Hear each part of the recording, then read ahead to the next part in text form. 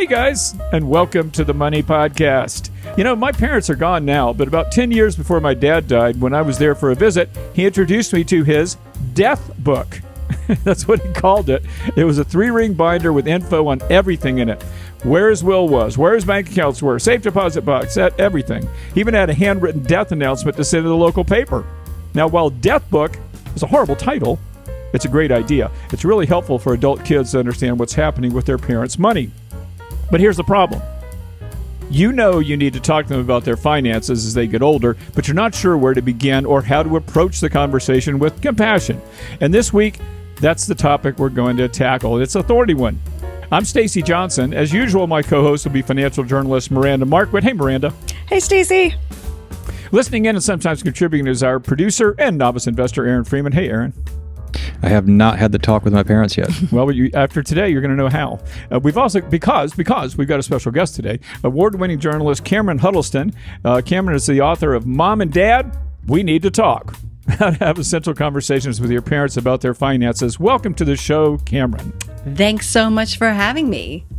Let's get the ball rolling, but first, a very quick disclaimer. Should we discuss specific investments in this show, do not take them as recommendations. Why? Because they're not recommendations. Because we don't know you. Before you invest in anything, you got to do your own research. You got to make your own decisions. Okay, let's get back to the topic at hand. Cameron, tell us a little bit about who you are and how you became an expert on this topic. Sure. So I have been a personal finance journalist for more than 20 years. And when I was 35 years old, my mom was diagnosed with Alzheimer's disease. She was 65. She was living on her own because my parents had gotten divorced, and actually my father had already passed away. He died of a heart attack without a will in a second marriage, even though he was an attorney and should have known better. And so I was the one who had to step up and help care for my mom and manage her finances. That's tough. It certainly was tough. And the thing is, I'm embarrassed to admit this, even though I was and still am a personal finance journalist, I had not had detailed conversations with my mom about her finances before she started experiencing memory loss. I just didn't realize there was a need for the conversation. And so as I had to get involved, I had to scramble to make sure she had all the appropriate legal documents that would give me the power to make financial and healthcare decisions for her. And I had to play detective to figure out the details of her finances. And so I didn't want other people to end up in this situation. I wanted people to realize they need to have these conversations with their parents sooner rather than later. They can't wait till there is an emergency.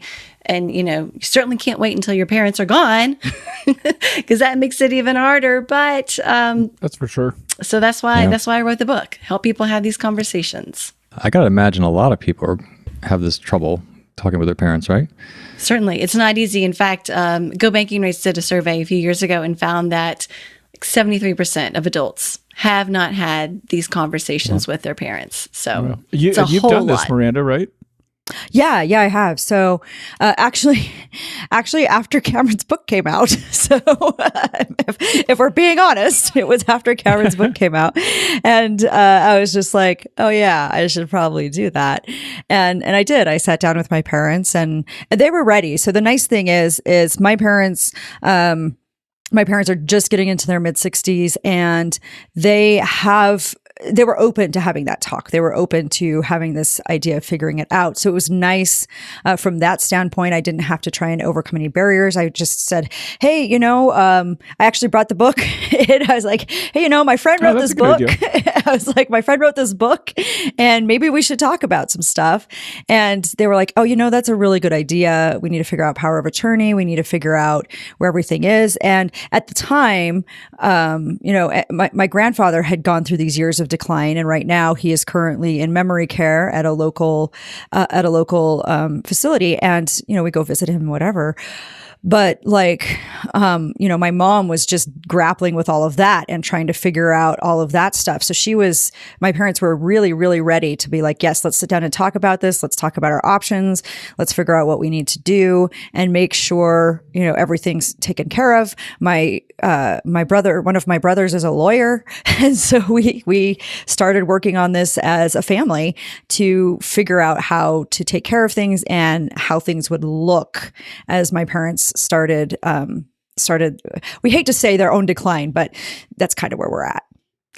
Are we always guessing? Are we always waiting for our parents to have the talk with us because they're our parents? I think They're not going to do so. that, though. Are they? Are they going to do why, that? why don't the parents do that? I mean, why aren't they thinking like, oh my God, I got to talk to my kids soon? I mean, Because is that because they think money is a taboo topic. That the older generations in particular are very reluctant. Like my dad always said, don't talk about money. It's impolite. I don't think my mom had a real issue with it, and it wasn't difficult for me to have those conversations with her when I did. But I love Miranda's story because it does show that there are a lot of adults who are parents who are willing to have this conversation. And Stacey, your dad's death book is awesome. I love it. I absolutely love it. And there are other parents out there who do keep spreadsheets and information that they share with their children. And so not all parents are going to balk at this conversation, but some will. You know what, guys? I have to tell you something. If you guys want to practice, because I'm literally the age of your parents, you could actually try to bring this up with me.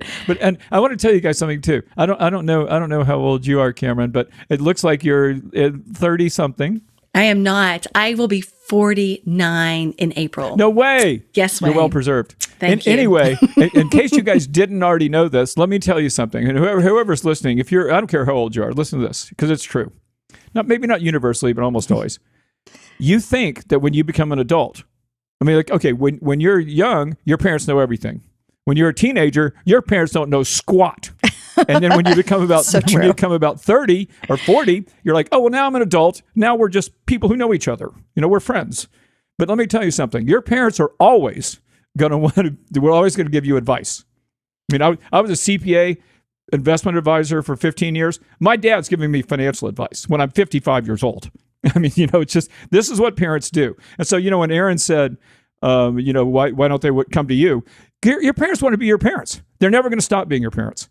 They want to think that they're in charge and you need them, not the other way around. It's uncomfortable for them, I would imagine. Would you agree with that, Cameron? I would. And you know what? I'm so glad you brought that up because that's a great way to start the conversation with your parents to keep it natural and to prevent it from being awkward. Ask your parents for advice.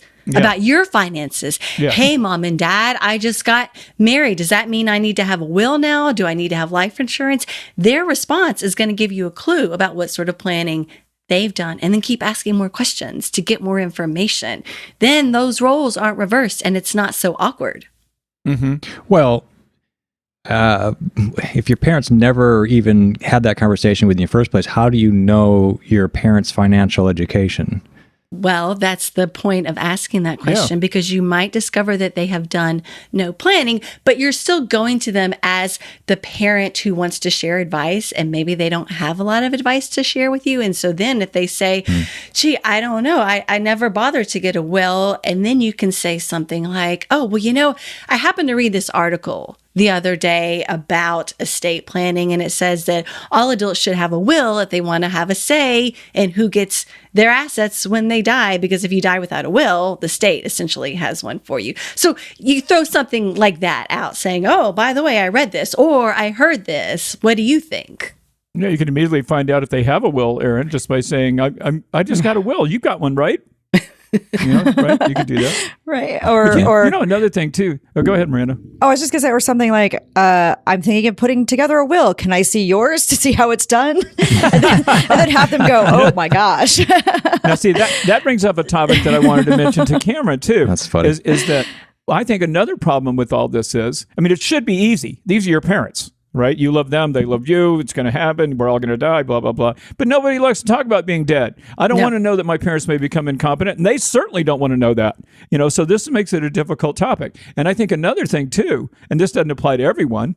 I grew up in a middle-class home, but my parents were savers, and we all want to know, and you can deny it, but we all want to know, I wonder what I'm going to get, how much they have, And this is, come on, you can't deny it. You do. You wonder. You've got to. So you got to be careful the way you approach them because they don't want they don't want to be looked at like they're a bag of money.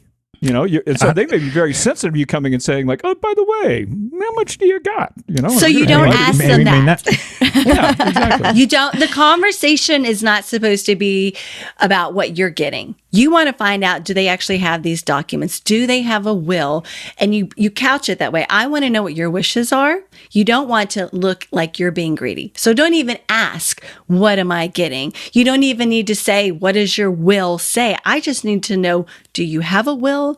Have you named a power of attorney? Do you have a living will that spells out what sort of end of life medical treatment you do or do not want? Do you have these documents?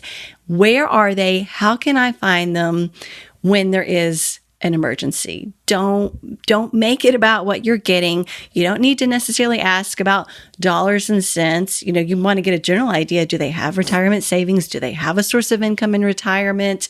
Do they have a mortgage still? Do they have a way to pay for long-term care if they need care? But you don't need to say, I need to know the exact amount you have in your bank account. I need to know the exact amount you have in your retirement accounts. You don't necessarily have to have that. If you find yourself having to get involved with your parents' finances because of Alzheimer's disease or some sort of cognitive decline, you will need that information eventually, but you need to at least get the basics. Or the other worry is, Mom, Dad, are you okay? Because I don't have another bedroom.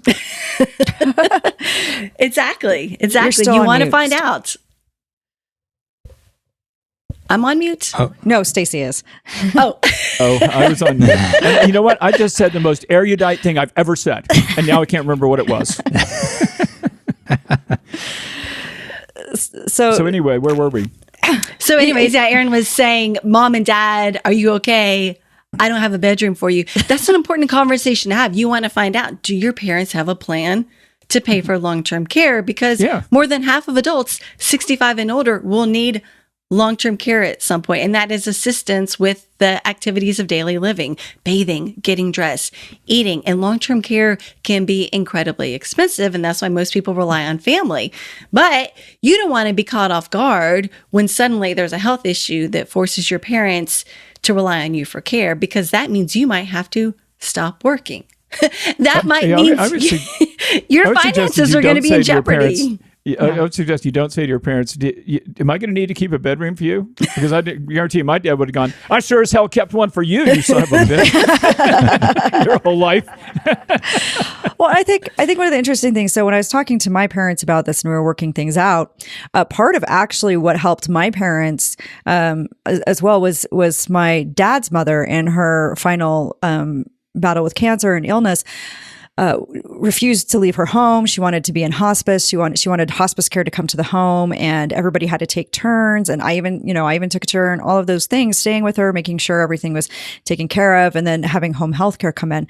And my parents, after all of that, they were like, yeah, we've got plans for long-term care. Here's the facility here in town that we would like. And we're really very, between that and my grandfather, and then also, seeing like what it's like to have a care facility for my mother's father, and how convenient that can be in terms of making sure there's always somebody to care for them. We can come visit and have a nice time visiting. My mom said, yeah, it was nice because I can still maintain that good relationship with my grandfather, my grandfather. I can still maintain that good relationship because we're not all stressed out about the reversal of caregiver roles as well. Because, And so my parents made it very clear. Yeah, they've identified a facility in town that has like independent living arrangements, but then you can shift into memory care if needed later on down the road. And so like, yeah, we want this. This is what we want. We want those kinds of things. And all of this has actually prompted me, as somebody who's just barely in my 40s, to talk to my own son who is 19 about, well, here's where the things are located. If an emergency happens to me, if something happens, this is where you need to go to get all the information. Here's what you need to know. So just having this initial talk and all of these experiences has made it so that we have this nice chain of people who know what's going on, what they need to do. And we're kind of breaking down what Cameron pointed out is a taboo around talking about money and money issues. That's good. And let's do this, you guys. Let's take a quick break. We're in the middle of our show. And then when we come back, Aaron has not yet approached his parents about money. And you have a sibling, right, Aaron? Or are you only child? You have a sibling? I have a half sister. She's 4 years older than me. Yeah. Okay, so basically, this is a conversation that's going to be left up to you. So what we're going to take a quick break, and when we come back, Cameron is going to call your parents and have the conversation. No, she's going to tell you how to do it. We'll be right back, guys. Hang on. Okay, we're back. Okay, so Aaron's the only one on this podcast who has not talked to his parents about this. We've got an expert here. Cameron, what should Aaron do tomorrow? Okay, so Aaron, actually, the first thing you're probably going to want to do is talk to that half sister. If that half sister still has a relationship with your parents. And the reason I say this is because if you don't include your sister in these conversations, she might feel like you are going behind her back. She might feel like you are trying to get in good with your parents so that you get more money when they're gone. You don't want to create any sort of resentment. So you're going to talk to your sister and you're going to say, hey, I think it would be a good idea for us to talk to mom and dad to get a sense of where they stand financially, what they expect us to do as they age, what roles they expect us to play. And let's kind of have a conversation before we even talk to them to sort out what roles we're willing to play. Then if we can go to them as this unified force, it's going to make it easier for them because they're going to see that we're standing together and we want to be there to help support them. Because a lot of times parents are afraid in having these conversations that it's going to lead to arguments with their kids. So start by talking to your sister. Let her know that you want to have this conversation. If she doesn't want to be a part of it, that's okay. Don't force it. Just let her know. Then you're going to find a time to talk to mom and dad, and you can use a variety of ways to start the conversation naturally. You can share a story about a friend. Hey, my friend Miranda, recently had an opportunity to talk to her parents about their finances. Or, hey, my friend Stacy had this dad who created this death book, and it sounds really crazy, but it was so helpful to him because he knew. How come you're talking to all these women about our finances? Well, I'm just glad she didn't say, my friend Stacy's senile. So you could go down that road. You use a story, you use a current event. Hey, we're, it seems like we're kind of getting out of this pandemic now, but you never know when there's going to be another variant that pops up. And I'm just kind of curious because if something were to happen and, God forbid you ended up in the hospital, how can I make sure that your bill still got paid? What would that look like? This can be a really easy way to start the conversation. I had a friend who did this and said, Mom, if something happened to you, how can I make sure the bills got paid? And the mom was like, I'm so glad you asked because I never even thought about it. And then she went home and made a list for her daughter, and that led to more conversations. Why not just tell them to listen to this podcast? Yeah. I think actually, I don't know if you women have noticed this, but Aaron's looking really skeptical here. He is. I'm just saying, I can see that panning out for level-minded siblings. I got to imagine a lot of families that isn't the case. I got to, what happens when one sibling talks to the parents and not the others, or the parent talks to them and not the others. I mean, this has got to be difficult for 2 to 3 to 4 siblings. It certainly depends on what sort of family dynamics you have. I always encourage people, if you have a decent relationship with your siblings, to talk to them. If you have a sibling who, is really struggling with addiction issues or mental health issues, and if talking to that sibling is only going to make problems worse, then it's not necessarily a good idea to include that sibling. But if you have got a decent relationship with siblings, I do think it's a good idea to talk with them before you talk to your parents. And like I said, if they're not interested in having the conversation with mom and dad, at least let them know you're going to have the conversation. And you might have to take several approaches to get through to your parents, to get them comfortable with the idea of talking. And maybe you don't want to necessarily ask them about their finances, but you can bring up the issue of scams. That's a great way to start. Ease your way into this conversation. Hey, did you hear there's this new scam going around where people are getting text messages supposedly from a peer-to-peer payment app saying that, there's some issue with the account and they've got to make a payment. I mean, this is a true scam. You can look up any scam that's currently going around and say, hey, mom and dad, did you hear about this? Yeah, they tried to get me. I just want you to be aware of it. And then you start, every now and then you'll send them emails with articles about scams. And then you start talking to them about other issues. Hey, I read this article about, the importance of having a will or having a trust. I read this article about this. Like, you can do it that way. Share articles with them. And actually, speaking of articles, Cameron, if you don't know anything about money, don't you need to read some articles? To even know what question to ask your parents. You need to know what documents do they need to have? Certainly.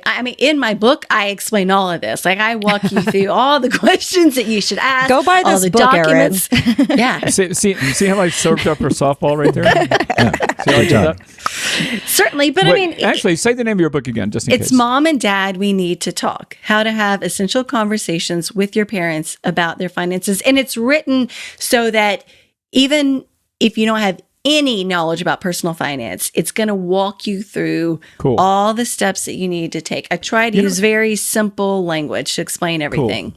Cool. One thing I do want to tell... Oh, go ahead, Erin. Go ahead. I want to hear your story. No, I was going to say, I got to imagine from the parent's perspective, if a parent has more than one child, from their perspective, they don't want to play favorites. So it's going to be difficult for them to bring up finances with either all of them or one of them, or so it kind of puts it in the children's ballpark, I guess, huh? I was kind of hoping my parents would play favorites. But as it turns out, they liked my sister Sue as much as they liked me. I was kind of disappointed in that, but that's the way it went. See, and I think, it's important.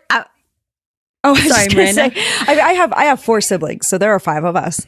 But we are fortunate in that we have good working, like we have good relationships, and we have a good idea of where things are going, what things are doing, and because of all of these experiences, and me going to my parents and saying, "Hey, look at this book, let's have some talks." And we didn't necessarily have to sit down and have all 5 of us siblings in the room. But the fact that they talked to me about it, it got them thinking, and they're like, okay, well, let's talk to everybody else as well. Let's bring in, Will the lawyer. Let's start bringing people in. And so we didn't have to have a big family meeting about it. But, all of us knew, okay, Miranda got this ball rolling, and now we're all having different conversations about our parents, and we can come back and compare notes and make sure we're all on the same page and figure this stuff out. And so, And I think one of the great things is that it's once again broken down this taboo in our entire family about talking about money and being, open about talking about money and being willing to talk about this stuff, so that it got my sister thinking about, okay, what happens, like, I'm a single mom now, ugly divorce, like what do we need to do for guardianship for the kids? What do we need to do for, it got us talking about all of this stuff. My brother, and my brother, the lawyer, has 5 kids. And so he was just like, I do wills all the time. I'm going to help everybody with their wills, and we're going to figure out where does everybody's kids and where does everybody's dogs go, because everybody's got dogs except for me. And so just figuring all that stuff out and really starting these conversations. I'll take one. I like dogs. I know, right? Starting these conversations in our family in general that go just beyond with our parents, but with each other, and making sure, okay, are we all covered? Are we all figuring this out? Yeah, my sister and I got closer as my parents aged, not just because of conversations like this. We certainly weren't enemies before, but it does, because this is a common thing that we're going to have to work on. It's not something that might happen. It's something that's going to happen. And for those people listening out there or watching, I'll tell you something too. You know what's going to happen? Whatever it is you don't expect. Let me tell you, when my dad was not much older, but 5 or 6 years older than my mom, not in great health. He was, my mom was 79 when she died, but she was perfect. Great sense of humor, drove the car, everything. My dad was half blind, had been in and out of the hospital. And so we're talking about, where's mom going to live? Right? Guess what? Mom died 5 years before dad. We didn't even begin to see that coming. And so my point is, consider all options, because something's going to surprise you. Look what happened to Cameron. I'm so sorry that happened to you. Your dad was only 61. Mm-hmm. Things can happen. And so, being prepared as far in advance as possible is a good idea. And considering all options is also a good idea. And I always tell people, these conversations seem awkward, but the consequences of not having them are really much worse. Imagine mom develops Alzheimer's disease, and everyone's afraid to say anything. No one wants to get involved. Oh, she's having memory loss. And so everyone just kind of delays the conversation. And now it's at a point where mom really is no longer competent enough to manage her finances on her own. It's obvious she can't take care of herself. But guess what?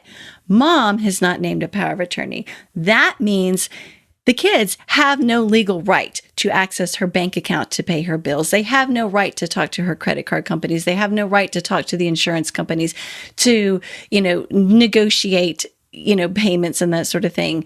You have no right if you have not been named power of attorney. The bank is not going to let you sign checks for mom. And then you have to go through the court system. And that can cost you thousands and thousands of dollars. It can take several months. They're going to do background checks to see if you are suitable for managing your mom's finances. And they're going to humiliate your mom, too, yeah, right? You're putting her on trial. To prove she's incompetent. Oh, yeah. You have to get doctors in to prove that she's no longer competent. And then from that point on, if you are named conservator, you have to file a report every year with the court detailing how you manage mom's money. If you're power of attorney, you don't have to do that. You get the power to go in and make financial decisions and transactions for your parent. And in the meantime, mom needs to go into a nursing home, but you can't afford to pay it because you can't get access to her bank account and you're having to pay for it out of your own pocket. I interviewed a man from my book who went through this. He spent $10,000 going through the legal process to be named conservator and $25,000 out of pocket paying for his dad's care until he could get access to his dad's bank account. So this isn't an expense that's going to fall on you if you don't have these conversations. If mom and dad die without a will and there are a lot of kids, there will be fighting in court over who gets what if there is no will. And you think everyone gets along, but once money comes into play, like Stacey was saying, what am I getting, mom and dad? Well, people are like, well, I really think mom wanted me to have more. No, dad wanted me to have more. And fights erupt and it's expensive. And so by having these conversations, you avoid the awkwardness of not being prepared and you avoid what could potentially be a very huge impact on your finances. Look, can I tell you something? We're going to wrap it up pretty quickly here, but I have to ask them. I don't have kids. I do, however, have a younger wife. And I do have she's a nurse practitioner, so I have a healthcare power of attorney. But when I approach her, so this is basically like a parent approaching a child, I guess. My wife's 42. Anyway, and I approach her and I say, you need to learn about this stuff because I have a bunch of stocks. I've been in the financial business for a long time. And I'm like, you need to learn about this because I dropped dead. What are you going to do? And she's like, oh, come on. She doesn't want to deal with it. She doesn't want to take care because, it's just, first of all, she doesn't want me to be dead. And secondly, she doesn't want to understand the stuff. I take care of it. She takes care of health. I take care of money. And so what if the parent approaches the child and the child says, you're dad, you can take care of it. I don't want to deal with it. It's too complicated. Bunch of paperwork. What if the situation is reversed? What do you do then? I think... What does the parent do? The parent puts everything in writing, really. And if your parents don't want to talk to you, ask them to put it in writing. Then they get to maintain control. You, Stacey, put it all in writing. Put all those account passwords and usernames in writing. Instructions for everything. Have a document and tell your spouse. For those who are older, tell your children how to access it and under what circumstances they can access it. Tell everyone where the legal documents are and how to find them. Create a guide. I'll hold on to those passwords if you want to. Yeah, create that death book. I was going to say, how about a death book? How about a death book? Put it in writing. I don't want to do that. Put it in when writing. I'm 80, maybe. No, do it. You never know. But you never know what could happen. Any of us could get in a car accident the next day. And if we don't have family members who know how to deal with what we leave behind, it's just going to make it that much harder for them because while they're grieving, they have to figure everything out. And it's difficult. I knew everything about my mom's finances when she died, but it was still hard settling all the accounts. It was still something I didn't want to have to deal with. I just can only imagine how hard it would have been if I knew nothing about her finances. Yeah, you're right. I mean, I did the same thing. I was the executor for my dad's estate. And, it was easy for me because of what he had done in advance. And by the way, my dad did not die. I mean, it was sudden. I mean, he was older, but, it wasn't like there was some long lingering illness. He went in for a minor procedure and didn't come out. So it was a good thing I had that information because it was something had I put it off, being an executor would have been way, way more difficult. Exactly. Well, after this podcast is over, I'm going to write my own eulogy at least. so that when somebody stands up, they can say, like, Stacy was such an awesome guy. We're all going to miss him so much. I'll get that part done today. It's a good I idea. don't have to write anything. Get that obituary squared away. That's what I'm talking about. So any last thoughts? Aaron, are you ready to talk to your parents about this? No. I can tell you're not. I can see the skepticism in your face. But your parents are relatively young and healthy. We're hoping. Look at them. It's relative. You're going to have to do this. No, I should have the talk. I should have the talk. Yeah. Well, it's never easy, but I was going to say, but I think what Cameron said earlier about like making it about them, how do we like manage your wishes? What do you want to have happen? Yeah, that's a good point. And making it less about like, what's in the bank account that you're going to give me? And more about like, what are your wishes? What do you need from me to like help you if a weird thing happens? And just be like, or you know what? Or even, Miranda, even if a weird thing doesn't happen, like, okay, how about saying this? My bills get paid by themselves because I have, automatic withdrawal from my checking account to pay this bill and that bill. Do you guys do that? Spend a lot more time in the garden, less time at the office. At your desk. Let me show you how to do that. It's real simple. Just little things like that to make their lives easier. I'm sorry I cut you off. What else are you going to say? nothing. I mean, I agree. Offering help, offering assistance. Hey, you want me to help you check your credit reports just to make sure there haven't been any fraudulent accounts open in your name? Do you want me to help you set up some free credit monitoring? Help you set up those automatic payments? Offer assistance. Just start getting them comfortable with the idea of talking about money matters. And you don't want to sit down and grill them for hours. No one wants to do that. This is a series of conversations, and you want to keep those lines of communication open. And I know even if you think your parents are healthy and relatively young, my mom was healthy, a healthy 65-year-old when she was diagnosed with Alzheimer's disease. That hit me out of the blue. I didn't expect that. I didn't expect my dad to die at 61 of a heart attack. That really shook me too. You never know what's gonna happen. I'm 66, and you're not making me feel I'm sorry. very comfortable right now. I'm sorry. But it's just You're right, though. you never know what's gonna happen. And if I always say, plan for the worst, but hope for the best. And if you don't have a plan, then it's gonna suck. Yeah, that is true. Well, you've been so helpful, Cameron. I don't know if Aaron is about to make this phone call or not. He looks like he's not, but nonetheless, you've certainly helped everyone else who's listening, I think. I'm glad that you women had everything taken care of. Oh, Aaron's showing us his phone. Now he's about to get on the phone. I don't believe it. But anyway, we are going to have to go ahead and close it out. If anyone has any last thoughts, now's the time to give them. Otherwise, we're out of here. Okay. I'm afraid we are out of time, guys, but we're never out of topic. Dig a little deeper. You're going to find links to lots more info in our show notes. And remember, if your goal is to make more, to spend less, to retire rich, your online home is moneytalksnews.com. And don't forget to check out Miranda's online home as well. That is Miranda Marquit, MARQUIT.com. And of course, you want to visit Cameron Huddleston at her website. That is CameronHuddleston.com. Got a question, comment, or topic you'd like to suggest? Please tell us about it. Email us at hello@moneytalksnews.com. That's hello@moneytalksnews.com. And one last thing, if you like what we do something for us. Subscribe to this podcast. Takes you 2 seconds. Really helps us out, though. So if you like us, show us. And subscribe and tell your friends, too. I'm Stacy Johnson. And I'm Miranda Marquit. And I haven't even had the birds and the bees conversation yet, so I'm going to do this. And I'm Cameron Huddleston. Thanks again, Cameron, for hanging out with us. And the rest of you, too. We're going to see you right here next time.